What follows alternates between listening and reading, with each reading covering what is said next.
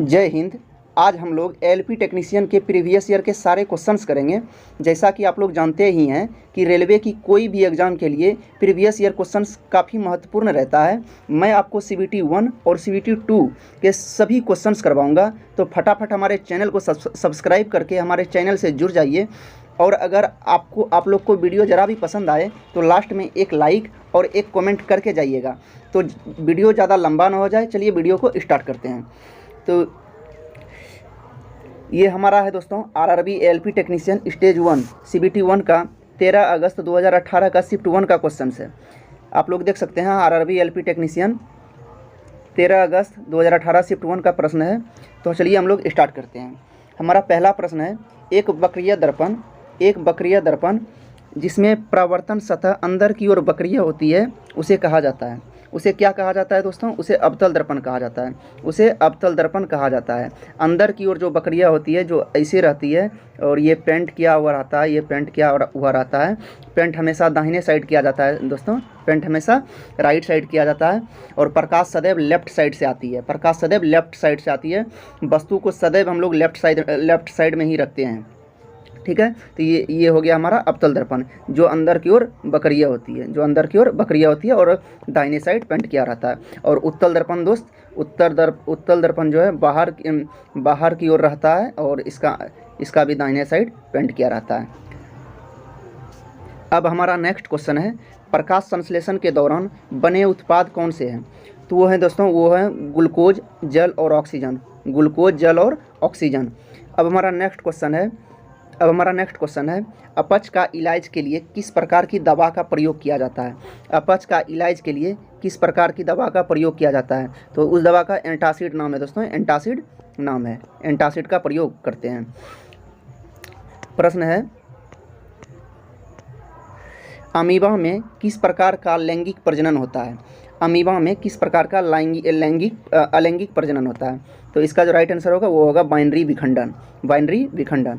Next question है, sodium carbonate की hydrochloric अम्ल से अभिक्रिया में उत्पन्न गैस होगी। सोडियम कार्बोनेट की हाइड्रोक्लोरिक अम्ल से अभिक्रिया में उत्पन्न गैस होगी, तो वो होगी कार्बन डाइऑक्साइड, वो होगी कार्बन डाइऑक्साइड। किसके अनुरूप वस्तु की गतिज ऊर्जा की वृद्धि होती है? किसके अनुरूप वस्तु की गतिज ऊर्जा की वृद्धि होती है? तो वो गति के अनुरूप।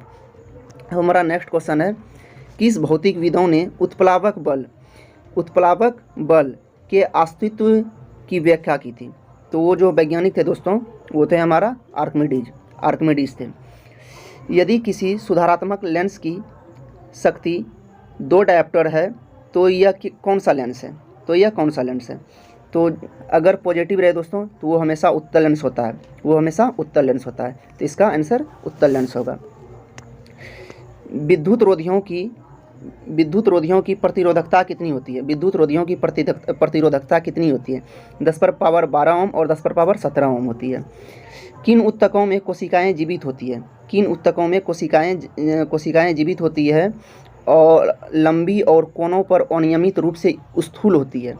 तो वो है, इसका आंसर हो जाएगा कोलेनकाइमा।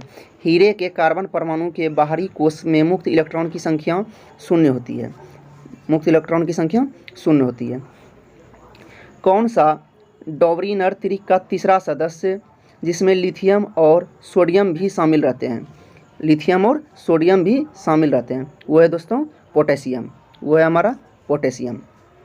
अब हमारा नेक्स्ट क्वेश्चन है, भारतीय नौसेना में शामिल होने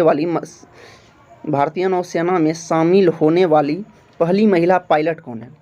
भारतीय नौसेना में शामिल होने वाली पहली महिला पायलट है शुभांगी स्वरूप।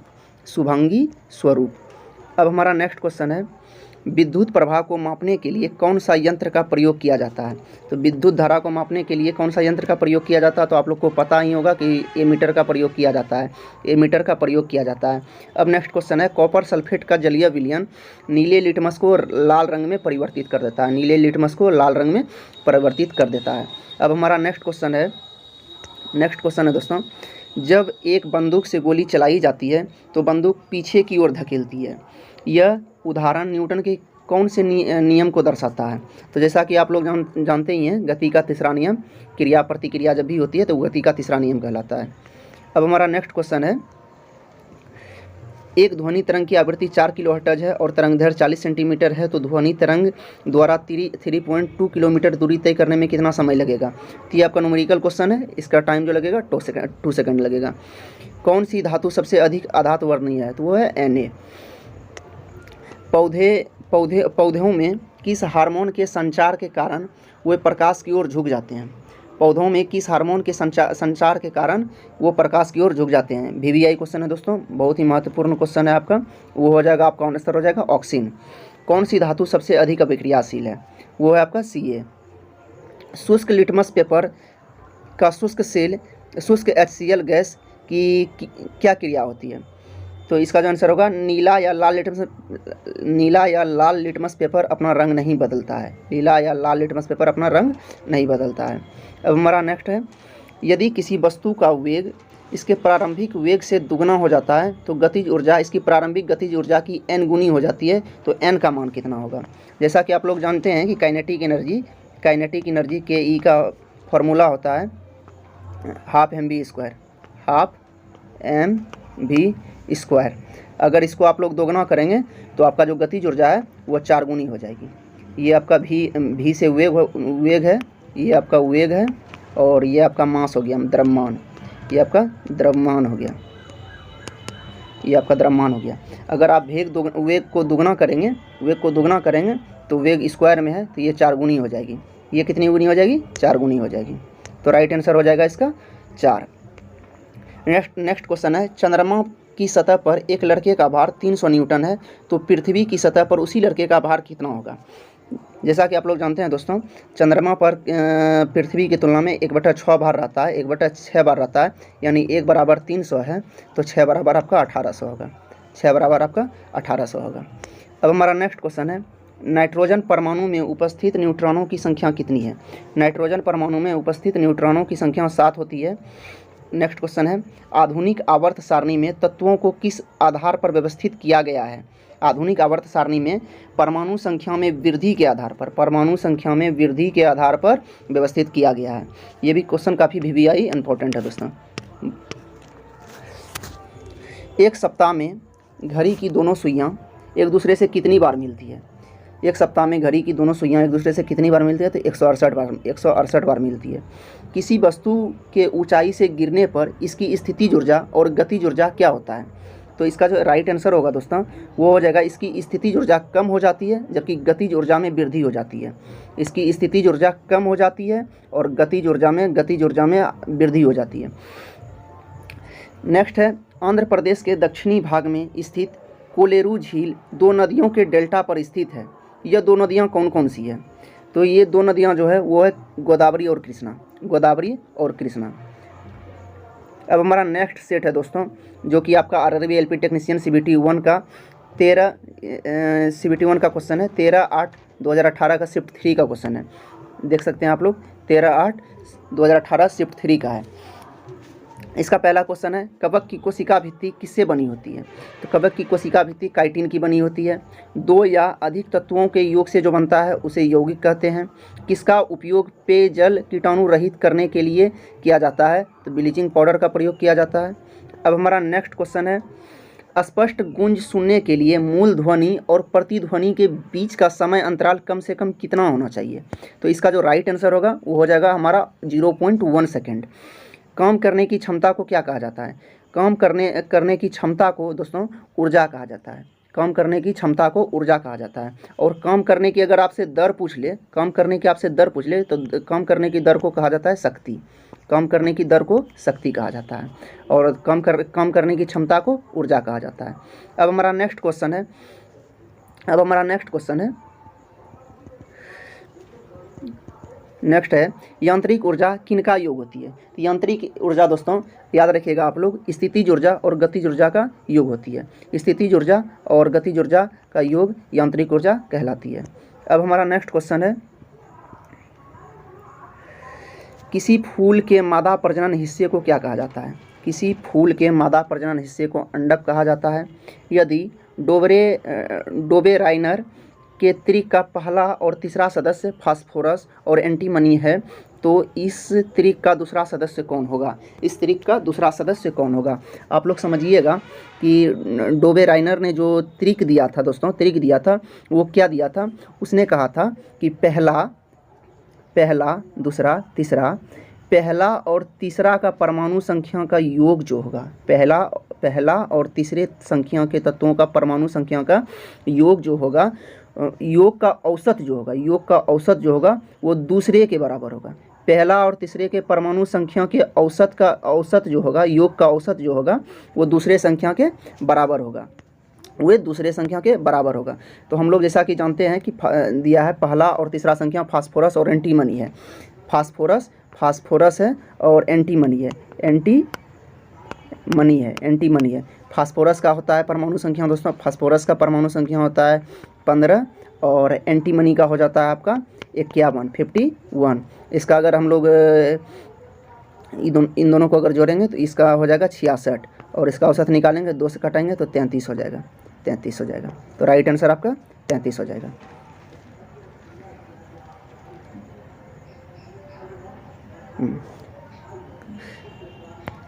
राइट आंसर इसका 33 हो जाएगा। और 33 में कौन 33 परमाणु संख्या किसका है दोस्तों? 33 परमाणु संख्या किसका है? तो वो आर्सेनिक का है, वो आपका आर्सेनिक का है। अब हमारा नेक्स्ट क्वेश्चन है, बल के समीकरण में F किसके बराबर है? बल के समीकरण में F किसके बराबर है? F बराबर होता है ma होता है दोस्तों, m से हो जाता है मास, आपका मास मतलब द्रव्यमान, ए एक्सेलरेशन यानी त्वरण, द्रव्यमान गुना त्वरण होता है, नेक्स्ट क्वेश्चन है, किस भारतीय राज्य में सबसे अधिक हवाई अड्डे हैं? तो उसका जो राइट आंसर हो जाएगा वो हो जाएगा आपका गुजरात में सबसे ज़्यादा हवाई अड्डे हैं। गुणसूत्र में क्रोमेटिड्स जिस बिंदु पर संलग्न होते हैं उस बिंदु का नाम क्या है? उस बिंदु का जो नाम है वो है सेंट्रोमियर। उस पेशेवर भारतीय बास्केटबॉल खिलाड़ी का नाम बताइए जो नेशनल बास्केटबॉल एसोसिएशन NBA में शामिल होने वाले पहले भारतीय हैं। उसका नाम था दोस्तों सतनाम सिंह भामरा। उद्योगों में प्रयुक्त शक्ति की इकाई है, जो इकाई है वो हॉर्स पावर है, HP है हॉर्स पावर। एक HP बराबर होता है दोस्तों, 746 वाट, 746 वाट। अब हमारा नेक्स्ट क्वेश्चन है, ध्वनि किस माध्यम से गुजर नहीं सकती है? तो इसका जो राइट आंसर हो जाएगा वो हो जाएगा आपका निर्वात से ध्वनि नहीं गुजर सकती है। अब हमारा नेक्स्ट क्वेश्चन है, कार्बन जिसका परमाणु संख्या 12 है के 1 मोल में कितने परमाणु होंगे? तो इसका जो 1 मोल में परमाणु होंगे वो हो गए 6.02 गुने 10⁻23, 6.02 गुना 10⁻23। मार्च 2017 में प्रकाशित भारतीय ऐतिहासिक कथा उपन्यास द राइज ऑफ शिवगामी किसने लिखा था? ये लिखा था आनंद नीलकंठन ने। कार्बन के अपरूपों में से धातु विज्ञान में अपचयन एजेंट के रूप में किसका उपयोग किया जाता है? तो इसका कोक का उपयोग किया जाता है। बाबर की जीवनी में बाबरनामा की रचना किस भाषा में की गई थी? बाबर की जीवनी में बाबरनामा की रचना किस भाषा में की गई थी? ये तुर्की भाषा में की गई थी। अब हमारा नेक्स्ट क्वेश्चन है, RRB LP टेक्नीशियन स्टेज 1 14 अगस्त 2018 शिफ्ट 1 का है, 14 अगस्त 2018 शिफ्ट 1 का है। अब हमारा पहला क्वेश्चन है, ओडोमीटर एक ऐसा उपकरण है जिसका उपयोग गाड़ियों में किसको मापने के लिए किया जाता है? तो ये ओडोमीटर जो है वो दूरी मापने के लिए किया जाता है, जैसा कि आप लोग को मालूम ही होगा। नेक्स्ट क्वेश्चन है, उस रूसी रसायनक का नाम बताएं जिसने यह प्रतिपादित किया कि तत्वों के गुणधर्म उनके परमाणु द्रव्यमानों का एक आवधिक कार्य है। किसने बताया था? वो मेंडलीव ने बताया था। अब नेक्स्ट क्वेश्चन है दोस्तों, भ्रूण को एक विशेष ऊतक की सहायता से माँ के रक्त से पोषण प्राप्त होता है, तो वो गर्भनाल है। यदि एक वस्तु की गतिज ऊर्जा इसके प्रारंभिक मान का 256 गुना हो तो नया रेखीय संवेग क्या होगा? तो इसके प्रारंभिक मान का 16 गुना हो जाएगा। अब हमारा नेक्स्ट क्वेश्चन है, किस वैज्ञानिक ने पदार्थों की पांचवी अवस्था के लिए कुछ गणना की थी? सत्येंद्रनाथ बोस। पदार्थ की पांचवी अवस्था के बारे में सत्येंद्रनाथ बोस ने बताया था। रक्त का कौन सा रंग घटक भोजन CO2 और नाइट्रोजन युक्त कचरे का परिवहन करता है? तो वो है आपका प्लाज्मा। प्रोस्टेट ग्रंथि किसके नीचे मौजूद है? प्रोस्टेट ग्रंथि किसके नीचे मौजूद है? तो वो मूत्राशय के नीचे मौजूद है। मूत्राशय के नीचे मौजूद है प्रोस्टेट ग्रंथि। अब हमारा नेक्स्ट क्वेश्चन है, किसी वस्तु द्वारा उसकी स्थिति या विन्यास द्वारा प्राप्त ऊर्जा को कहा जाता है? तो क्या कहा जाता है? स्थितिज ऊर्जा कहा जाता है। लेड नाइट्रेट को जोरदार ढंग से गर्म करते समय निकलने वाली लाल भूरे रंग की गैस का नाम बताएं? तो वो होता है दोस्तों नाइट्रोजन ऑक्साइड, नाइट्रोजन डाइऑक्साइड। वायु में 0 डिग्री सेल्सियस तापमान की ध्वनि की गति होगी 331 मीटर प्रति सेकंड, 331 मीटर प्रति सेकंड। अब हमारा नेक्स्ट क्वेश्चन है, पानी से भरे एक गिलास में रखा गया नींबू गिलास की बगल से देखने पर इसके वास्तविक आकार से बड़ा प्रतीत होता है। एक नींबू है दोस्तों, वो भरे पानी की गिलास में रखा हुआ है। अगर आप साइड से देखिएगा तो वो नींबू आपको बड़ा दिखेगा। वो किसके कारण होता है? तो वो किसके कारण होता है? तो वो अपवर्तन के कारण होता है। वो प्रकाश का अपवर्तन के कारण होता है। बायोगैस बायोमास से किस प्रक्रिया के माध्यम से उत्पन्न होती है? तो ये अवायवीय किण्वन से होती है। आधुनिक आवर्त सारणी में पहला धातु तत्व क्या है? तो वो है Li। GST का पूर्ण रूप क्या है? GST का पूर्ण रूप क्या है? तो GST का पूर्ण रूप गुड्स एंड सर्विस टैक्स, वस्तु एवं सेवा कर, वस्तु एवं सेवा कर हो जाएगा। अब हमारा नेक्स्ट क्वेश्चन है, RRB LP टेक्नीशियन स्टेज 1 14 अगस्त 2018 का शिफ्ट 2 का, उसी दिन का शिफ्ट 2 का प्रश्न है दोस्तों, उसी दिन का शिफ्ट 2 का प्रश्न है। अब हमारा पहला क्वेश्चन है इसमें, किसी तरल की समान मात्रा के लिए किस प्रक्रिया की गति सबसे धीमी होगी? तो वाष्पीकरण की। सूत्री विभाजन के चरण का नाम बताएं जिसके दौरान विभाजित सेल के गुणसूत्र मध्य रेखा पर स्थित होते हैं? वो हो जाएगा आपका मेटाफेज। अब हमारा नेक्स्ट क्वेश्चन है, यदि किसी विलयन से नीला लिटमस लाल रंग में परिवर्तित हो जाता है तो इसका पीएच स्तर कितना होने की संभावना है? तो इसका 6 होने की संभावना है। हाइड्रा प्रजनन करता है, मुकुलन द्वारा प्रजनन करता है।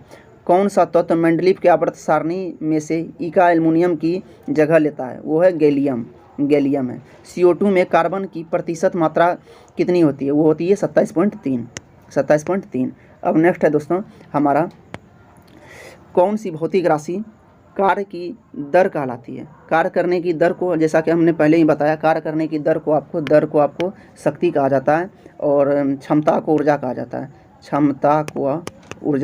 कार्य करने की क्षमता को ऊर्जा कहा जाता है और दर को शक्ति कहा जाता है। कौन सा उपकरण रासायनिक ऊर्जा को विद्युत ऊर्जा में परिवर्तित करता है? तो वो आपका विद्युत सेल होगा। जब एक वस्तु एक समान वृत्तीय वेग उत्पन्न करती है तो क्या परिवर्तित होता है? तो वो दिशा परिवर्तित होता है। ठोस कार्बन डाइऑक्साइड को किस नाम से जाना जाता है? तो वो सूखी बर्फ के नाम से जाना जाता है। इम्प्लांटेशन किसकी प्रक्रिया है? एक गर्भाशय में लाइनिंग से युग्मनज का जुड़ना। अधातु ऑक्साइड आमतौर पर अम्लीय होते हैं दोस्तों।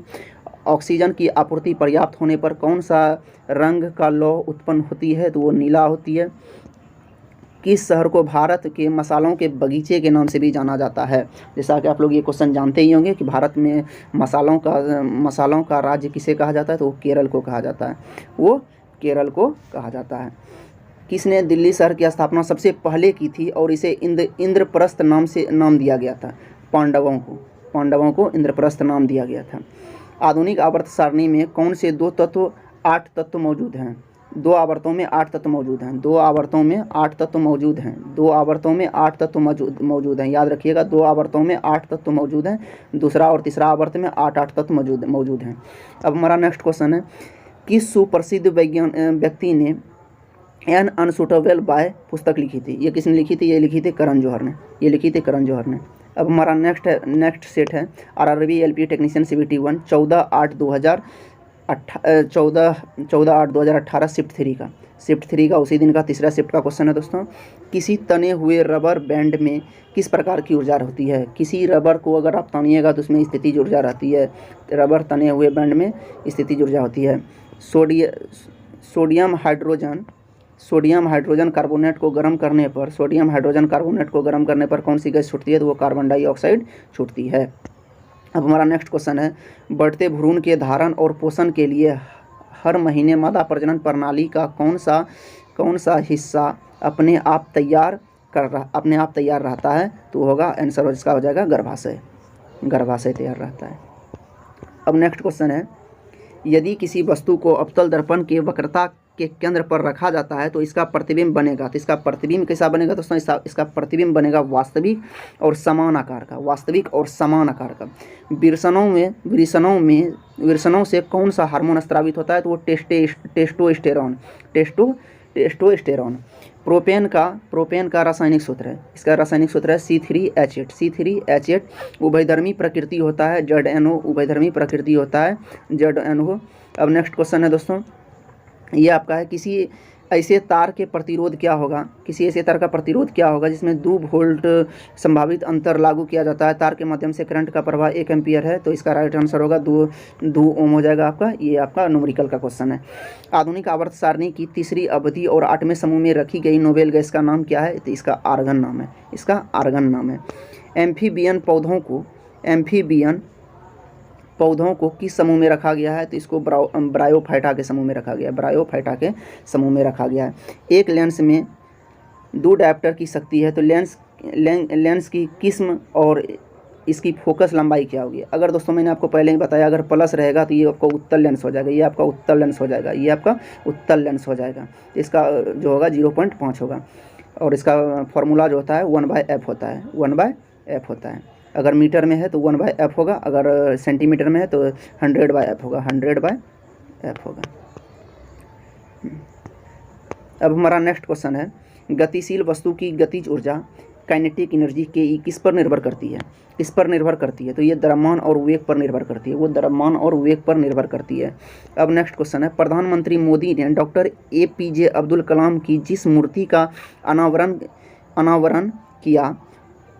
अनावरण उनके रामेश्वरम स्मारक में किया है, इसमें उन्हें कौन सा वाद्य यंत्र बजाते हुए दिखाया गया है? काफ़ी महत्वपूर्ण क्वेश्चन है दोस्तों। प्रधानमंत्री मोदी ने डॉक्टर APJ अब्दुल कलाम की जिस मूर्ति का अनावरण उसके रामेश्वर स्मारक में किया है, तो कहाँ किया है अगर आपसे पूछ दे तो रामेश्वरम स्मारक में।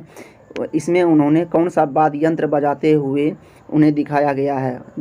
तो वो आपका बीना आंसर हो जाएगा। बीना बजाते हुए APJ अब्दुल कलाम की जो मूर्ति रामेश्वर स्मारक में किया गया है, वो कौन सा वाद्य यंत्र बजाते हुए दिखाया गया है? तो बीना बजाते हुए दिखाया गया है। और किसने किया है अनावरण? तो प्रधानमंत्री नरेंद्र मोदी ने किया है। अब नेक्स्ट क्वेश्चन है, हम जो भोजन करते हैं उससे प्राप्त हुई कुछ ऊर्जा किसमें संग्रहित होती है? तो वो आपका ग्लाइकोजन में संग्रहित होती है। कारों के ब्रेकिंग पैड में किसके गुण का उपयोग किया जाता है? इसका घर्षण का सकारात्मक प्रभाव का उपयोग किया जाता है। आधुनिक आवर्त सारणी में तत्वों की व्यवस्था किस प्रकार की गई है? जैसा कि आप लोगों को मैंने ये क्वेश्चन पहले भी करवा दिया है। आधुनिक आवर्त सारणी में तत्वों की व्याख्या किस प्रकार की गई? तो परमाणु संख्या के बढ़ते क्रम में। अब हमारा नेक्स्ट क्वेश्चन है, जबलपुर किस नदी के तट पर स्थित है? तो इसका जो राइट आंसर होगा वो नर्मदा नदी के तट पर स्थित है दोस्तों। नर्मदा नदी के तट पर स्थित है जबलपुर किस राज्य में स्थित है? तो वो मध्य प्रदेश में है, MP में आपका है। MP में है जबलपुर आपका MP में है। और यह किस नदी के तट पर स्थित है? नर्मदा नदी के तट पर स्थित है। अब आपका नेक्स्ट क्वेश्चन और लास्ट क्वेश्चन है दोस्तों, यदि किसी वस्तु द्वारा तय की गई दूरी शून्य है तो विस्थापन कितना होगा? तो विस्थापन भी शून्य होगा दोस्तों। विस्थापन भी आपका शून्य ही होगा। अगर दूरी शून्य है तो विस्थापन भी शून्य ही होगा। आप लोगों को ये वीडियो कैसा लगा। अगर वीडियो पसंद आया होगा तो आप लोग वीडियो को लाइक और हमारे चैनल को सब्सक्राइब जरूर कर लीजिएगा। और इसी तरह के मैं दोस्तों आपको सारा क्वेश्चन करवाऊँगा। और अगर इसका PDF आप लोगों को चाहिए तो आप लोग कमेंट बॉक्स में बताइएगा, मैं आपको इसका PDF भी दे दूँगा, ठीक है। और अगर ये वीडियो हेल्पफुल आपको लगा होगा तो आप लोग कमेंट कीजिएगा। इसी तरह से आपको मैं प्रीवियस ईयर का सारे क्वेश्चंस करवा दूंगा, सारे क्वेश्चंस आप लोगों को करवा दूंगा, CBT 1 और CBT 2 दोनों का, CBT 1 और CBT 2, CBT 1 और CBT 2 दोनों का क्वेश्चंस मैं आपको करवा दूंगा, दोनों का क्वेश्चंस करवा दूंगा। तो चलिए मिलते हैं नेक्स्ट वीडियो में।